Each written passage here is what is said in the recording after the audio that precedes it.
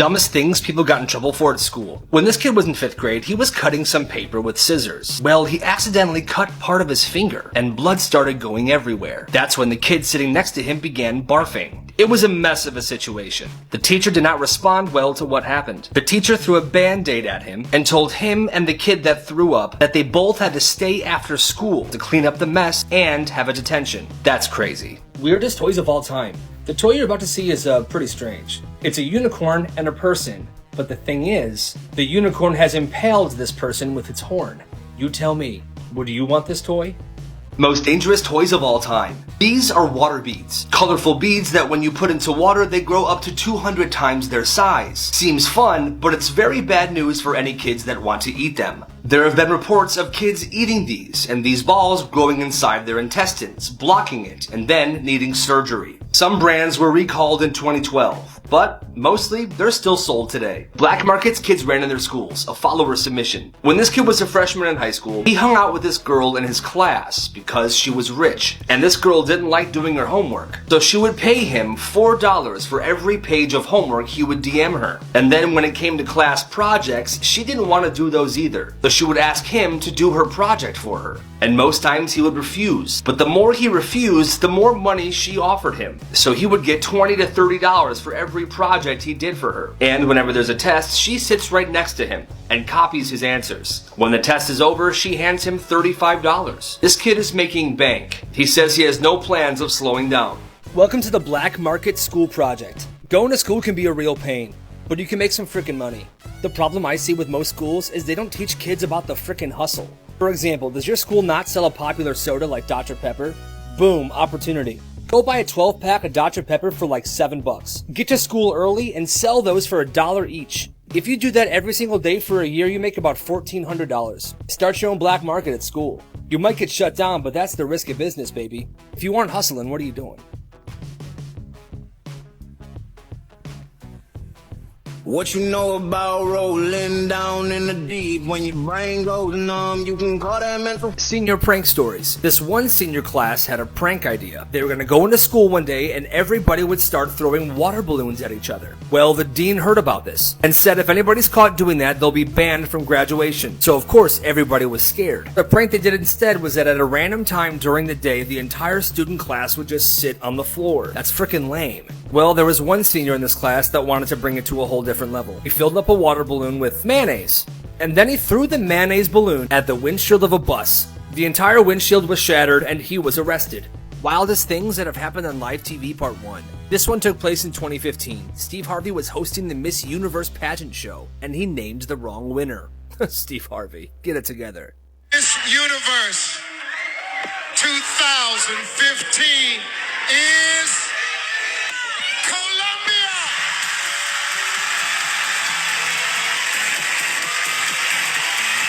I have to apologize.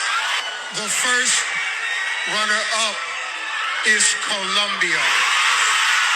Miss Universe 2015 is Philippines. BJ Novak is known for more than just The Office. Apparently, years ago, somebody uploaded this picture to the public domain, which could mean that the image is free to use without permission. Well, the image was used, and the products he was featured on might surprise you. He was on a beard trimmer box, cologne, some more clippers, face paint, and this last one's my favorite, a raincoat.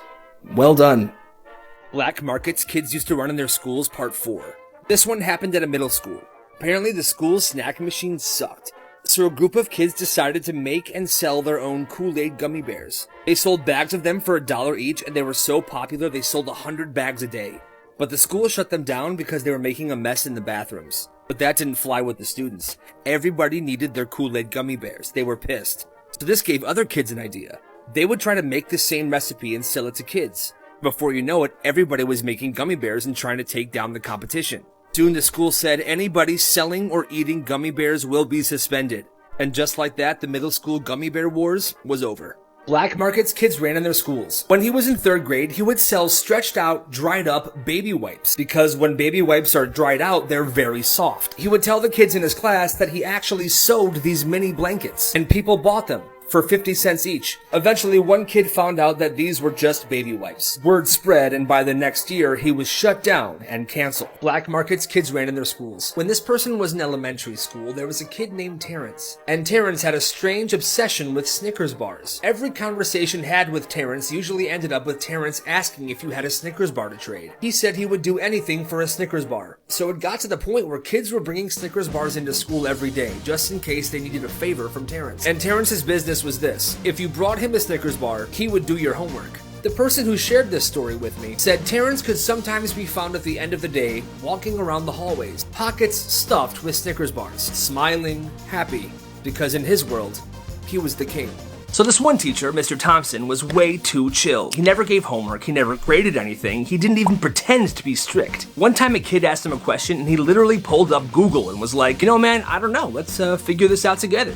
Bro is one of us. But one day, someone asked him how long he had been teaching. Oh, I just kind of got into this. And people laughed. But it was like, wait, what? Then a week later, Mr. Thompson, gone. No email, no goodbye. Just a new teacher walks in and goes, hey guys, I'll be finishing off the year. Mr. Thompson had to leave for personal reasons. But one of the office aides, who was a student, overheard a call between the principal and the school district. Apparently, Mr. Thompson was never a teacher. He was a long-term sub who never got certified. He wasn't supposed to be teaching alone. So when the district found out, they pulled him immediately. And here's the worst part. His replacement was absolutely horrible. Strict, boring, cold. The kind of teacher who acted like they hated kids. And even though Mr. Thompson wasn't technically a real teacher, he made way more of a real impact than half the ones who are. Man, that sucks. This guy said that when he was around 7 years old, he would always wander off in stores. Target, Walmart, the mall, he'd see something he liked and he would just vanish. Well, one day, his dad was kind of sick of this, so he pulled him aside and said, hey son, you know what happens to kids who get lost in stores, right? What? Sometimes if their parents don't find them fast enough, the store keeps them. When this kid heard that, he was definitely starting to freak out a little bit. What do you mean keeps them, Dad? If you're caught in the store looking lost, they'll snatch you up and bring you to the back room, where they'll make you fold clothes and pack boxes. See how the store's always stocked? Those are the lost kids that did that. Are you serious? After that, he never left his dad's side ever again. Not once. He didn't even go to the bathroom by himself until he was in middle school. He's much older now. He knows it was a lie. But even today, as he walks through stores, he still feels that pit of anxiety deep down in his stomach. But hey, at least he never got lost. One day in middle school, this kid was in math class, completely bored out of his mind. So instead of reviewing the packet he was given, he was doodling a picture in his notebook. He was sketching a cartoon of that teacher. Beard, haircut, holding a ruler like it's a sword. I mean, it was kind of brutal, but it was funny. Well, suddenly the teacher walks by and she sees it. Is this supposed to be me? No. She snatches the paper, holds it up like it's evidence. Think this is funny? Office, now. He's like, yep, I'm done for. Detention for sure. He walks down to the principal's office, nervous. He gets in there and he hands the principal the picture that he drew of his teacher, expecting the worst. The principal stares at it, silent for a second, and then he bursts out laughing. Okay. All right, first of all, man, this is spot on. Kudos to you. Second of all, I've been telling her to fix her hair for 3 years. Really? Oh yeah. Hey, pass me that red marker. Okay. He takes the red marker and draws flames behind her in the picture. Boom. Now it's art. I'm gonna keep this, all right? For me. Go to class, man. You're good. Oh. All right. No detention, no punishment, just a really cool interaction with a super cool principal. That's awesome. Now, this principal had a secret. This person said that back in 8th grade, there was a principal named Mr. Reynolds, and Mr. Reynolds was way too intense. He had this whole no phones in school rule, but he took it to a weird level. If he even saw the outline of your phone in your pocket, he would stop you in the hallway. Give it to me. No, I'm not even using it. Doesn't matter, you know the rules. And the worst part, he'd keep it locked in his office until the end of the day. And if it was like the 3rd or 4th time he had to take your phone away from you, your parents would have to come in and get it. So absolutely just crazy. Well, this one girl, let's call her Ashley, she had had enough. He took her phone one day for checking the time during lunch. Give me that! I'm literally checking the time. You know the rules. So the next day, she told her older brother, who was already graduated but still had friends at the school, and he came up with a plan. Got you, sis. That weekend, Ashley's brother made a fake email address, pretending to be from the school's IT department, and he sent an email to the school board, saying there was suspicious activity coming from the principal's computer. Send. Take that, Mr. Reynolds. Now, he was just trying to make Mr. Reynolds' life a living hell. He didn't think anything of it, really. Just to mess with him real bad. But on Monday, an actual person from the school district showed up at that school. Turns out, Mr. Reynolds had a handful of students' phones backed up on his computer. He found out how to bypass passcodes, and some of them didn't even have passcodes, so he was just uploading stuff to his computer. Text messages, photos, everything. A complete invasion of privacy and super, super creepy. And he was fired on the spot. So Ashley's brother trying to prank the principal turned out to be something that actually needed to happen. This dude was messed up. No goodbyes, just walked out the building while the students watched. Get a life, loser. Screw you, Mr. Reynolds. You're a freaking creep. Bye. Ashley got her phone back, and the students got a principal that actually cared about them. When this dude was a kid, he was spending the night at his friend's house. It was a super hot day, and they had just come back in from playing outside. And these dudes were scoundrels. They were playing with mud and dirt, sand. They were sweaty. So before dinner, this kid wanted to take a shower. So he figured that wouldn't be an issue. He grabs a towel, he walks to the bathroom, and as he's about to close the door, his friend's mom says, "Hey, no showers before dinner." This kid kind of laughs, because obviously she's joking, right? I mean it. He paused. He was like, why? 'Cause it confuses your stomach. Confuses your stomach? What the heck is she talking about? He stood there, still sweaty, covered in dirt, mud, sand, towel in his hand, with his friend's whole family nodding to him like this is some normal situation. So he sat at the table, feeling completely nasty and trying to eat a slab of lasagna that he said was super mid. And when he was finally done, he stood up to go use the shower. "That was great. Thank you. I'm gonna go shower." And that's when his friend's mom said this. "No, wait at least an hour. Your body needs time to transition."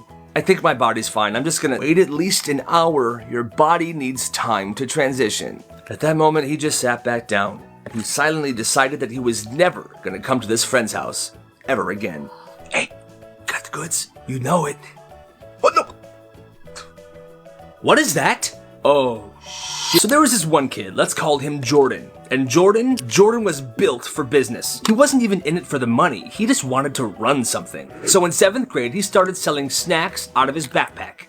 Takis, Gushers, Hot Cheetos, all the good stuff. And his prices, they were cheaper than the vending machine. No line, no tax, no frickin' problems. This guy had regulars, he had punch cards, he even had combo deals. Business was absolutely booming. But then one day a teacher caught him mid-deal and they were shut down. "Hey, you! I'm shutting you down." School took his snacks, they called his parents, the whole operation gone, done for. So Jordan disappeared for a little while. People thought it was over. But 2 weeks later, he comes back with a new system. Now he's walking around with a backpack full of old books, asking people quietly, "Hey, need something to read?" And inside the books were snacks. He had hollowed out the middle of these books, lined it with plastic, and stuffed them full of candy and chips. These books were titled things like Understanding Algebra or A History of Our State. Books nobody actually wanted. And teachers thought he was just pushing literacy. He would always say, "I'm just promoting reading." But then, one day, one slipped. Mid-class, he slides a book across a desk to another kid. "Got you." But it falls off and lands with a thud. "No." Well, when it hit the ground, a bag of hot Cheetos fell out of this book. The kid tries to grab it and stuff it back inside the book, but the teacher saw everything. "What was that? Wait, let me see that book right now." She picks it up, opens it, and it's completely hollowed out. Crumbs lining snack stash exposed. That day, they checked Jordan's locker. He had a full snack library. Categorized, alphabetized, every single book was loaded. And they shut him down again, for real this time. But to this day, people still talk about this kid, because Jordan wasn't just selling snacks. He built a system, and for a while, it worked. Yo, Jacob got lunch detention. Lucky. They called it lunch detention. It sounded terrifying. No talking, no food, no freedom, just an empty room and shame. But then this one kid gets sent there, and he comes back looking way too happy. Everyone's like, "Yo, are you good?" Bro, that was actually fire. Turns out, lunch detention wasn't even detention. There were snacks, there was music, There was a frickin' couch. So the teacher that was running it was super chill. People would be playing Uno in the corner. Nobody wanted to leave. So here's what happened. A while back, the principal asked this one teacher to run lunch detention. He did. Nobody ever questioned it, and the principal never checked in. He never stopped by. And like I said, that teacher, super chill. He just made it his own thing, this chill spot for students to hang out during lunch. So while the rest of the school thought it was punishment, kids were in there vibing, like it was some exclusive lunch lounge. And it lasted months before people started getting suspicious. They shut it down eventually, but to this day, it's still kind of a legend. They called it lunch detention, but it was basically club detention, right? This kid got life advice from a guy eating string cheese. This kid was 14. He was having a rough week. He was failing a class, his friends were acting super weird. He had just gotten into a fight with his mom, who said, "You know what, why don't you take a walk and don't come back till you figure yourself out." Oof, tough break. So he left. He went to a park and sat on a bench. Just sitting there, staring at a duck that looked as lost as he felt. Quack, quack, quack. Then this guy walks by, mid-30s, fishing hat on and a pole in hand, and he was eating string cheese. But he was eating it like a menace, not peeling it, just munching right into it. The guy slows down and goes, "Hey, you good?" This kid doesn't answer, he just shrugs. The guy nods like he gets it, and he says, "Cool. Just remember this, most stuff doesn't make sense when you're in it, but it will later. So don't quit until it starts to make sense, alright?" This guy takes one last bite of his string cheese, throws the wrapper in the trash, and adds one last thing.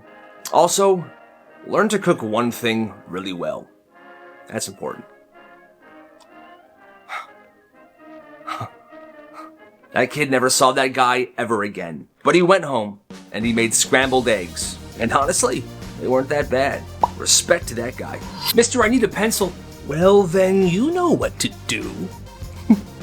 There was this one English teacher at this one school that had a full-blown ritual just for handing out pencils. But it wasn't funny, it wasn't goofy, it was actually kind of unsettling. He called it the ceremony.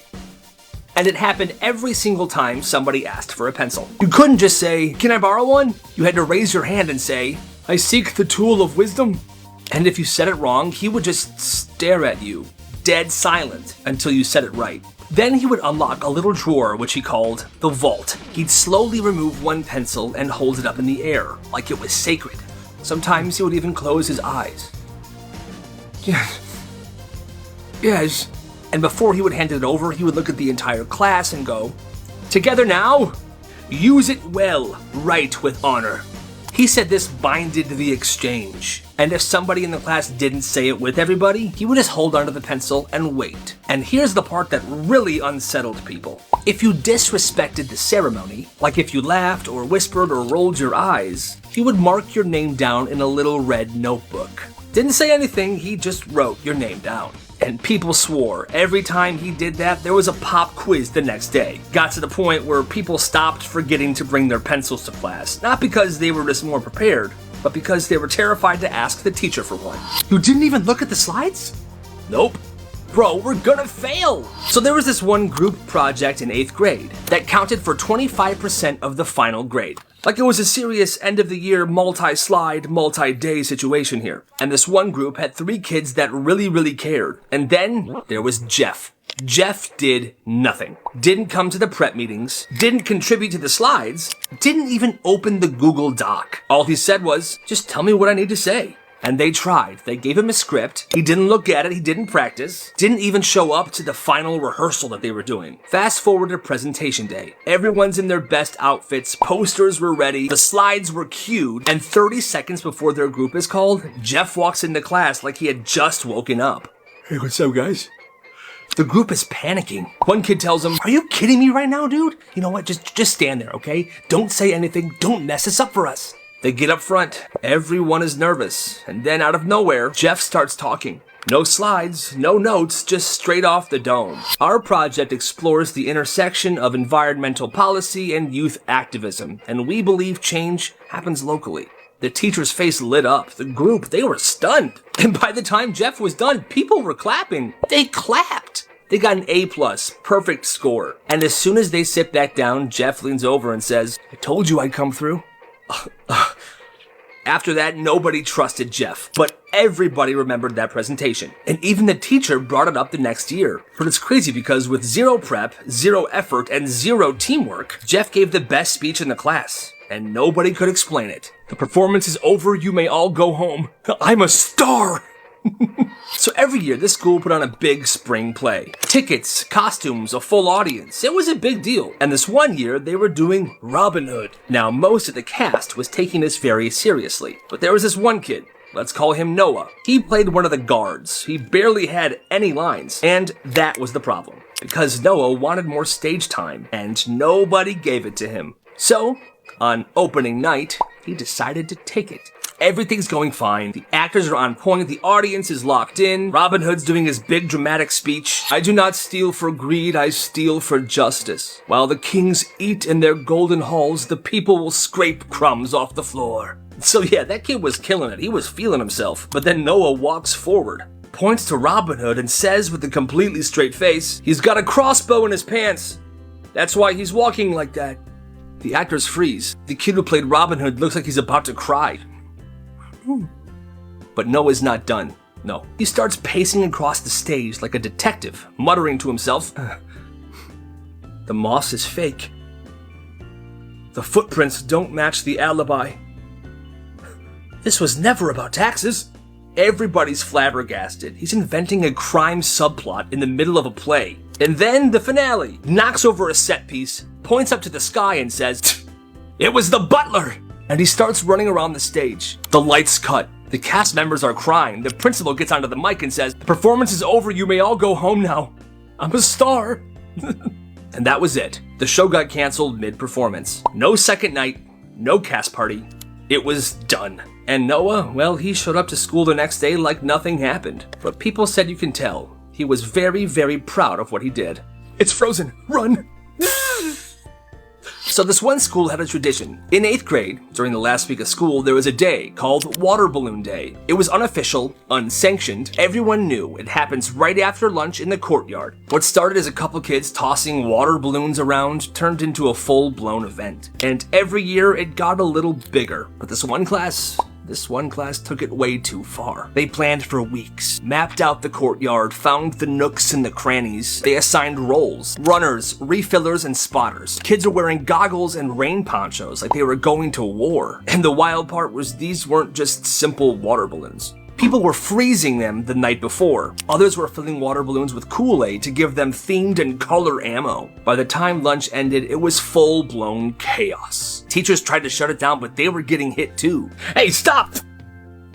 That's when the principal stormed out with the megaphone. Everyone drop the balloons now! Students were drenched. They were running to avoid getting in trouble. The next day, an announcement was made. Attention students, all balloon activity from here on out is permanently banned. Any students participating in any future water balloon fights or things of the such will be expelled. But for that 8th grade class, especially those who avoided getting in trouble, they said it was a day that they'll never forget. And it is a legend around that school.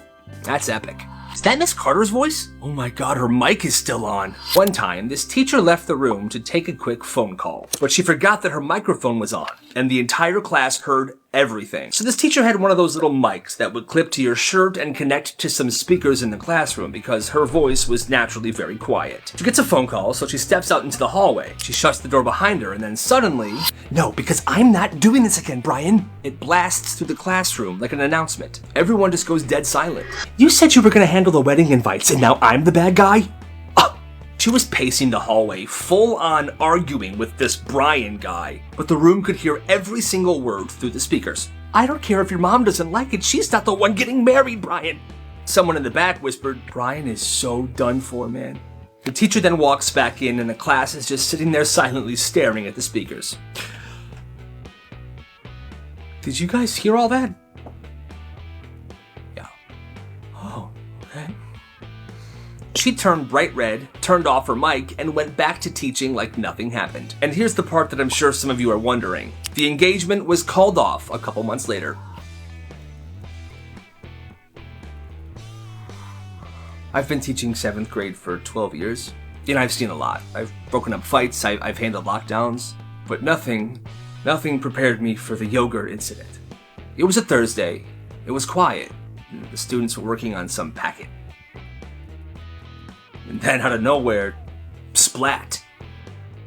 Go-Gurt all over the ceiling like some dairy-based grenade. And the worst part is, nobody claimed it. No one looked up, nobody laughed, they sat there. Like they planned it. It was driving me crazy. I filed an incident report. I even brought the janitor in to look at it so I could use him as a witness. He said, and I quote, "That's not the first yogurt I scraped off the ceiling." To this day, nobody knows who did it. But every time I see yogurt or smell yogurt, God forbid I taste yogurt, my stomach drops.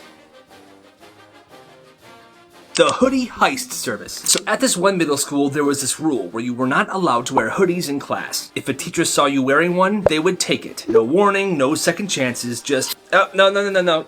You know the rule, hand it over. Now obviously, right when this rule was implemented, students were losing their hoodies left and right. And every hoodie that was taken got tossed into a random cabinet behind the teacher. No labels, no names, just a growing pile of hoodies. Some of them were actually expensive. Well, this kid, let's call him Carlos, noticed that no one ever got their hoodies back.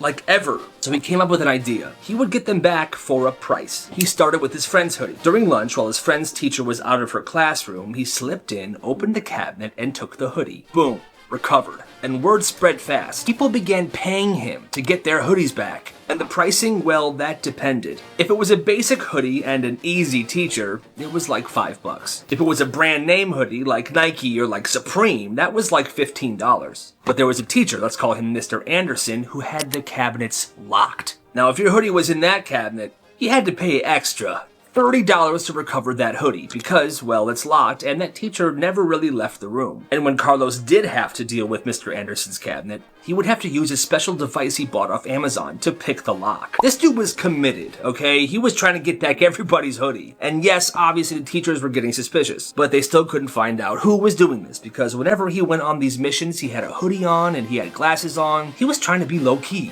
He even had a notebook where he kept track of which teacher had whose hoodie and how risky it would be to retrieve it. Business was booming. Now for one full month was when things were moving. People were wanting their hoodies back because, like I said, the rule was new. And obviously, after a while, people just stopped wearing hoodies to class. But for that month, Carlos ran the most successful hoodie heist of all time. Until one day, this all caught up with him. He thought the teacher was out of the room. Turns out she was just in the corner of the room messing with some cabinets. And she saw him doing what he did best, stealing hoodies. Busted. The business was shut down. But in that 1 month, he made over $600. And more importantly, he got so many kids their nice hoodies back. You gotta respect the hustle. There was a rumor that a kid at this school wasn't allowed to take tests. What? Quizzes, no exams, no finals, nothing. At first, everyone thought he was faking it. Like, okay bro, test anxiety isn't a personality, get over it. But then the truth came out. This kid barely talked to anybody. No backpack, no pencil case, just showed up, sat down, and left. And every time there was a test, he was suddenly gone, like clockwork. People started making jokes like, he's got a medical exemption from Scantrons, or he's so smart they don't need to test him. But then one day a teacher slipped up. She was handing back test scores and looked straight at him and said,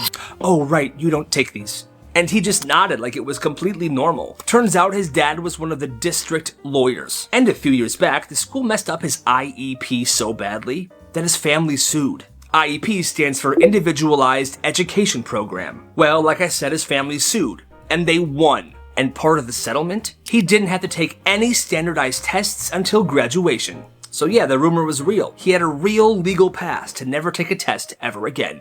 You're late. And you're a... There was this kid, let's call him Marcus, that was always like 30 seconds late to class. Every day. And his teacher, let's call her Miss Harris, she hated that. I hate that. So one day, Marcus walks in, super chill, backpack half unzipped, no rush at all. And yes, he was around 30 seconds late. Which, in my opinion, 30 seconds late, come on, lady, chill. But anyway, Miss Harris goes, "You're late." Marcus, he didn't flinch. Didn't even sit down. He just stood there and went, "Don't you get tired of being dramatic?" The whole class goes, "Oh." But Marcus wasn't done. Every day with the attitude, like, chill Broadway, you ain't on stage? Then he hit her with this. "Over here acting like me in the door personally offended you, you goofy looking woman. You're built like a late bell. Always ringing for no reason. Get out of my face." Kids were literally falling out of their chairs. One kid had to leave the room. "You gotta excuse me, I gotta take a walk." And Miss Harris just sat there, frozen, like her spirit just left her. You would think she would have sent him to the principal's office, but I think she was so embarrassed by Marcus roasting her in the class, all laughing at her expense, she just did nothing. After that, she never said a word to Marcus ever again. Because, yeah, she tried to embarrass him, but he ended her in 10 seconds. That's wild. This story's hilarious. When this girl was little, for some reason, she thought sneezing was hilarious. The scene in Beauty and the Beast where Belle's dad sneezes in his workshop and dust flies everywhere, she loved it. She would rewind it and watch it over and over again. Well, one day, when she was in kindergarten, she somehow found out that a student who was in first grade was very allergic to pollen. So she had an idea. Every day at recess, she would go outside, pick a handful of dandelions, and chase her around the playground. Come here, come here. Oh, no. And when she would get close enough, she would shove the dandelions in this girl's face. Well, it got to a point where one day at recess, she was chasing her around with dandelions as usual, but this time the reaction was more than a sneeze. She was sent to the hospital, and from that day on, whenever she wanted to watch someone sneeze, she would just go on YouTube. আপনি যে কি করে তাতে কোনো conscience নেই আমার বাসায় তুই সবাই দেখো তো রাত 10টায় আমি ফোন দিব আর একবারের বেশি যদি রিং হয় মামা মালটা তো জোস সরি ভাবি তুই যা তুই পারবি তুই দেখ কিভাবে কই সেটিং মিটিং নাই তো সেটিং মানে বুঝো না পেন্টিরিতি ও তো আমাদের ভাবি হয় ওই হিসাবে আমাদের বিয়েটা ভাবছি আচ্ছা দাঁড়া ওয়েট কর আমাকে একটু ভাবতে দে দেখি কি করা যায় দোস্ত তুই থাক আমি যাই আমি থাকবো মানে তুই থাক দোস্ত রক্ত লাগবে রে রক্ত আসবো না মানে হ্যাঁ তাই তো শুনলাম আসবো না ঠিক আছে দেখতেছি ব্যাপারটা যাও কি রে তুই কোচিং এ যাস না কেন দোস্ত আমি কোচিং এ কিভাবে যাব বল এই গুন্ডাটা যে আমাকে ডিস্টার্ব করে তুই দেখতেই তো পারছস ডেইলি আমার পিছনে লাগে থাকে আমার ভালোবাসার গল্পটা অপূর্ণ রয়ে গেল গলবে পাখির মন গলবে এমন মন্ত্র দেব এভাবে রাস্তাঘাটে একটা মেয়েকে উত্তক্ত করে আর নিজের গায়ে রক্ত দিয়ে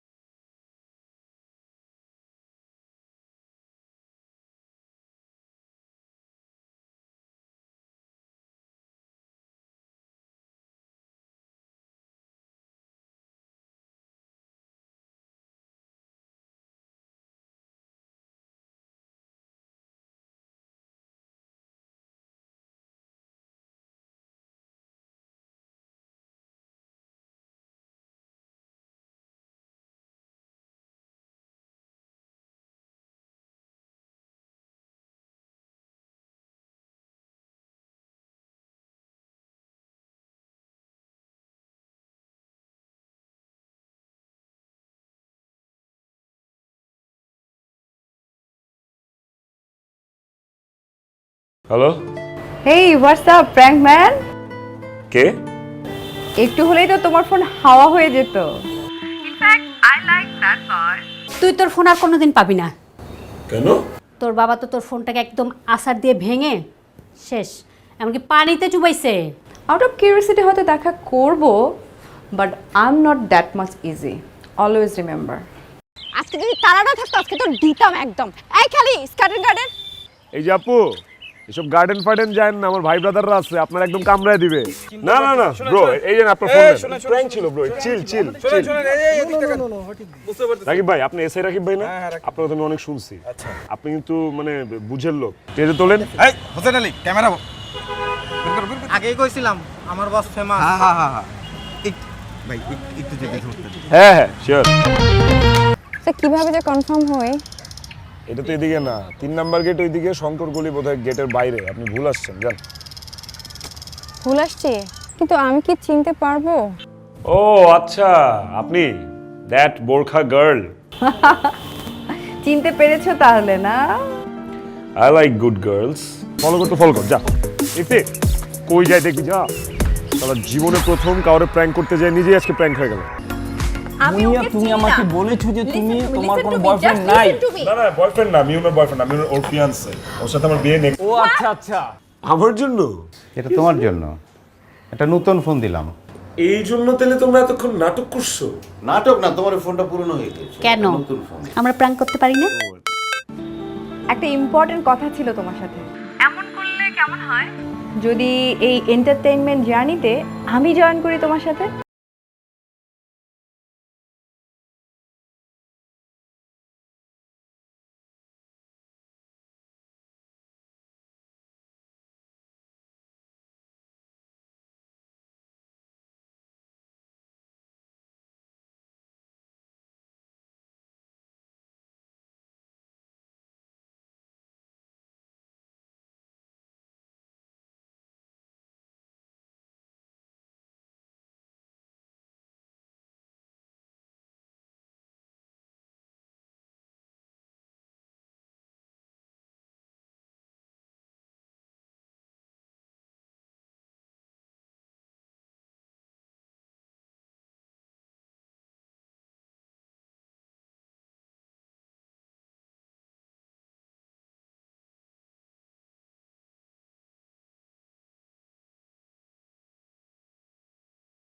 আরে বেঞ্চ সাহেব, নতুন নতুন সম্বন্ধ তো তাই চিনতে পারেন নাই। ওই যে আপনার বান্ধবী তুলি আছে না? আপনি যে কি করে আপনার মাথায় কোনো কমন সেন্স নেই? আমার বাসায় কিছু সবাই দেখে ফেলে। রাত 10টায় আমি ফোন দিব, আর একবারের বেশি যদি রিং হয়। মামা মালটা তো জোস। সরি সরি সরি ভাবি, তুই পারবি। দেখ কিভাবে কই সেটিং মেটিং নাই তো। সেটিং মানে বুঝো না, পেন্টিরিতি সবে ইন্টার সেকেন্ড ইয়ারে পড়ি। সেকেন্ড ইয়ারে আমার ক্লাস 9 এর পোলাবেনও প্রেম করে। মামা মায়া তো অস্থির। এক্সকিউজ মি আপু, এক্সকিউজ মি, আপনার নামটা যদি বলতেন একটু। শুনেন বেঞ্চ সাহেব, আমার বন্ধু জিসান, ঠিক আছে? আপনার বান্ধবীরে শুনুন। মারি নাই তো, শাসন করছি। ভালো লাগে না, একটু মারতেই পারি, কিন্তু খুব খারাপ হয়ে গেছে। তুই রবিলের সুন্দর রিক্সা ডাক। ভাবি চিনিকে আমার বন্ধু জিসান দেখতে, প্লিজ ভাবি আপনি একটু নেন, প্লিজ ভাবি। দেখেন ভাবি, কালকে সারা রাত তোমার আমি কল দিচ্ছি। তাহলে আপনি শুনুন আপনার ভালোবাসার মানুষের অতীত বর্তমান। পাগল কোন একদম ঠিক হয় না, ওনার ব্যথা লাগে নাই। ব্যথা তো বেশি তুমি। তুহিনে ব্যথা লাগছে না? বন্ধু তুই চিন্তা করিস না রে, ভাবির মন ঠিকই গলে যাবে। ভাবির মন তো গলবে, কিন্তু